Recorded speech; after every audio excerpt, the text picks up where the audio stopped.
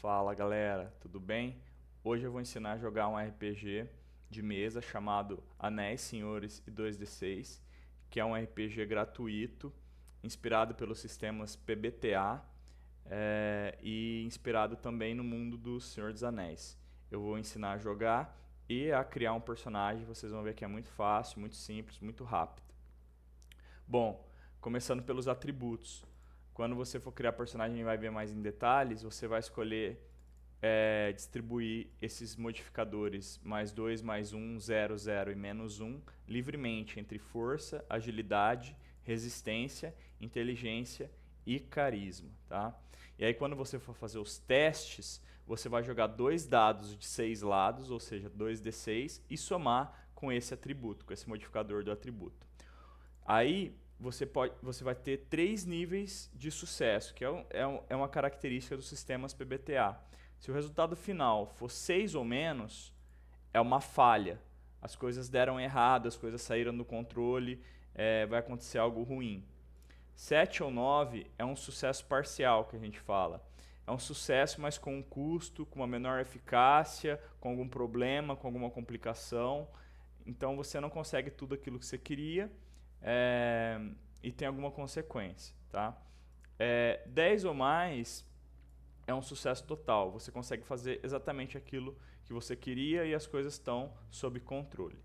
Se você tirar 6 e 6 no dado, é um sucesso crítico, né, que é o melhor que um sucesso. E se for em batalha, o dano vai ser dobrado. E se você tirar 1 e 1, vai ser um fracasso crítico, né, ou um desastre, que a gente fala. Que é o pior resultado possível. Tá? Se o mestre precisar de um resultado binário, ou seja, que não envolva esses 3 níveis de sucesso, às vezes pode ser que precise em determinadas circunstâncias. Ele pode fazer o 8 mais ser um sucesso e 7 ou menos ser uma falha. Os pontos de vida PV iniciais de todas as classes são 6. Os personagens eles são competentes no que eles fazem, mas eles não são imortais. Então pode acontecer de perder personagem. Se o mestre pedir para você rolar com vantagem, você vai rolar 3d6 e pegar os 2 melhores resultados e depois somar ao atributo. Com desvantagem, é o contrário, você rola 3d6 e pega os 2 piores resultados e depois soma com o atributo. Quanto às classes, a gente vai ver cada uma delas, são 6 classes no jogo. E eu recomendo, se você for jogar com seus amigos, que você não repita as classes. Tente fazer com que cada um pegue uma classe específica. Tá? Tem problema repetir? Não, mas eu não recomendo. Quanto às raças, você pode escolher qualquer uma das raças desses mundos de fantasia, né? Mas elas não têm efeito mecânico nesse jogo. Tá? E aqui explica o que é um dado de vantagem. O que é um dado de vantagem? Vocês vão ver que tem bastante habilidade que dá um dado de vantagem. É um dado extra que você pode usar a qualquer momento e ele vai gerar vantagem nos testes. Então, em vez de você jogar 2d6, você rola 3d6. É como se você guardasse um dado de vantagem e pudesse rolar qualquer teste com vantagem a hora que você quiser. Bom, beleza. E a questão de dano? Dano, as armas e os inimigos vão causar dano fixo, representado pela letra D. Então a gente não rola dado para saber o dano. Também é uma característica dos sistemas PBTA. Defesa. O dano sofrido ele pode ser abatido na defesa. Os equipamentos geram defesa, por exemplo, uma armadura, um escudo, eles vão ter um índice de defesa. Você vai somar todos eles e anotar na sua ficha, todos os que estão equipados. E aí o dano que você sofre, você pode abater nessa defesa, como se fosse uma armadura, né? Como se fosse uma armadura de um jogo de tiro, por exemplo. E aí você reduz essa armadura pelo equivalente. Vamos supor, você tem uma armadura e um escudo, que no total eles dão 4 de defesa, e você tomou 3 de dano, você vai abater na armadura em vez na vida, e você vai ficar com apenas 1 de defesa sobrando. A hora que chegar em 0, considera-se que todas as armaduras e escudos que aquele personagem estava equipado estão quebrados e precisam ser consertados. Questão da morte, pessoal, do personagem. Quando você tiver 0 ou menos de pontos de vida, você ganha 1 de sombra, você vai ver que é um recurso negativo, tá? E você faz um teste contra a morte. Como que é esse teste? Você joga 2d6 penalizados por cada ponto de vida negativo. 6 ou menos é morte. Seu personagem morreu, você tem que criar outro para continuar jogando, né? Você cria outro, espera encerrar aquele encontro e já volta para a partida. 7 a 9, ele está morrendo e repete o teste a cada rodada até ser socorrido por alguém. E se numa repetição de 6 ou menos ele morre. E 10 ou mais, ele está inconsciente, em segurança, em tese, até ser socorrido. Quanto ao peso, o peso e o movimento serão determinados a critério do mestre, tá? De acordo com os itens carregados e equipados. O máximo de itens no inventário é igual a 5, sem contar aqueles itens que você já equipou. Então é como se você tivesse o inventário e os itens equipados, eles não se misturam. As mochilas podem aumentar esse limite de 5 itens. E a cada 50 peças de ouro, usa-se um espaço do inventário. Vamos ver os recursos. Tem 2 recursos principais nesse jogo que você ganha conforme você vai se aventurando. A esperança e a sombra. A esperança é um recurso raro. Não é sempre que você vai ganhar. Concedido eventualmente pelo mestre por atos heróicos e objetivos que forem cumpridos. Ela pode ser gasta a qualquer momento para... Vamos ver as hipóteses. Você pode gastar 1 ponto de esperança para anular 1 ponto de sombra, mas você também tem que descansar no local seguro. Então, 1 ponto de esperança anula 1 ponto de sombra, mas precisa de um descanso no local seguro. Você também pode gastar 1 ponto de esperança para rerolar um dado qualquer. Você pode gastar 2 pontos de esperança para aumentar o nível de sucesso de um teste. Ou seja, se for uma falha, vira um sucesso parcial, e se for um sucesso parcial, vira um sucesso total. Você gasta 2 pontos e aumenta o nível de sucesso daquele teste. Tá? Em regra, isso pode ser feito depois de jogar os dados. Tá? O mestre pode determinar diferentemente, mas não tem nenhum impedimento que você veja o resultado dos dados para depois escolher aumentar o nível de sucesso. Por fim, você pode usar 3 pontos para invocar ou alterar um fato ficcional em seu favor. Tá?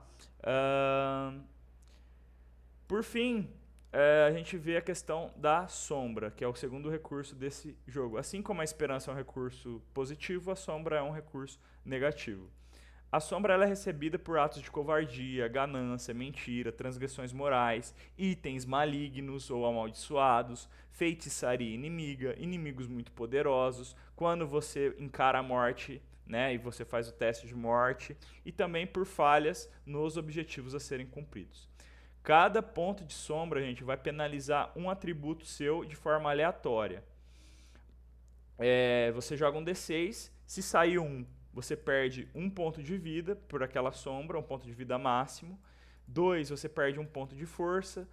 3, agilidade. 4, resistência. 5, inteligência. E 6, carisma. Ou seja, a sombra vai acumulando e vai penalizando os seus atributos de forma temporária. Se a sombra chegar em 7, ou seja, ultrapassar o limite de 6, o personagem vai ser consumido pela escuridão e vai virar um servo do inimigo. Então você tem que tomar muito cuidado com a sombra. Quanto ao combate, turma, o combate é bem livre, a iniciativa é bem flexível, a ordem de turno é bem flexível, você pode rolar a iniciativa ou fazer algo mais solto, fica ao critério da mesa. Né? O dano sempre vai ser fixo pelos tipos de armas ou inimigos existentes. Uma rolagem ruim pode causar dano aos personagens mesmo durante os turnos deles. Se você está atacando um inimigo, você tirou 6 ou menos no dado, ou até um sucesso parcial, pode ser que o inimigo cause dano diretamente ao seu personagem. Os inimigos eles não rolam dados ao atacar, ou seja, o mestre não vai rolar dados para os inimigos. Ele simplesmente vai descrever o ataque deles e os jogadores, interpretando seus personagens, vão falar como eles se defendem daquilo e vão fazer uma rolagem de defesa, testando um atributo adequado. Por exemplo, um inimigo dispara uma flecha e o personagem declara que quer abaixar desviando da flecha. O mestre pode então pedir um teste de agilidade. Se ele falhar, pode ser que a flecha pegou em cheio e deu o dano padrão da flecha, total. Se for um sucesso parcial, ele pode ter desviado e ficado numa situação de desvantagem, ou mesmo a flecha pode ter acertado ali de raspão e causado menos dano. E se ele teve um sucesso total, a flecha desviou Ele desviou da flecha, perdão, e conseguiu evitar qualquer tipo de dano. XP necessária para subir de nível, pessoal. Você vai ganhando XP conforme você vai jogando, né? E a cada nível você vê aqui, multiplica o nível que você quer por 10, que você vai saber quanto XP você precisa para o próximo nível. Então eu quero ir para o nível 5 vezes 10 é 50 de XP. Tá? Tô nível 2, quero ir para o nível 3, o nível 3 é 30 de XP e assim por diante. Como ganha experiência? 1 por falha, sempre que você tirar 6 ou menos no dado, você ganha 1 de experiência. E sempre que você tirar 6 e 6 no dado, ou seja, um sucesso crítico, você também ganha 1 de experiência. Você pode ganhar 6 a 10 de experiências a critério do mestre por cada objetivo primário cumprido, 1 a 5 de experiência por cada objetivo secundário cumprido, 1 a 5 de experiência por cada enigma, armadilha ou obstáculo superado, 1 a 5 de experiência por cada encontro com criaturas inimigas, 1 a 10 de experiência, ou seja, 10 sempre vai ser o máximo, pelo valor do tesouro que você coletar. Você pega todo o valor da equipe coletado, divide por 10 e divide pelo número dos jogadores, e verifica se ultrapassou o limite. Então, vamos supor que um conjunto de 5 jogadores conseguiu coletar 500 de ouro, ou de valor de tesouro. Né? Esse valor de tesouro tem que ser levado para um local seguro. Então você pega 500, divide por 10, que dá 50, e divide pelo número de jogadores, que vai dar 50 dividido por 5, vai dar 10 de experiência para cada um, que é o máximo no caso. Então, esse grupo só pelo tesouro coletado ganharia 10 de experiência. Bom, é isso, turma. Essas são as regras do jogo. Agora a gente vai para criação de personagem.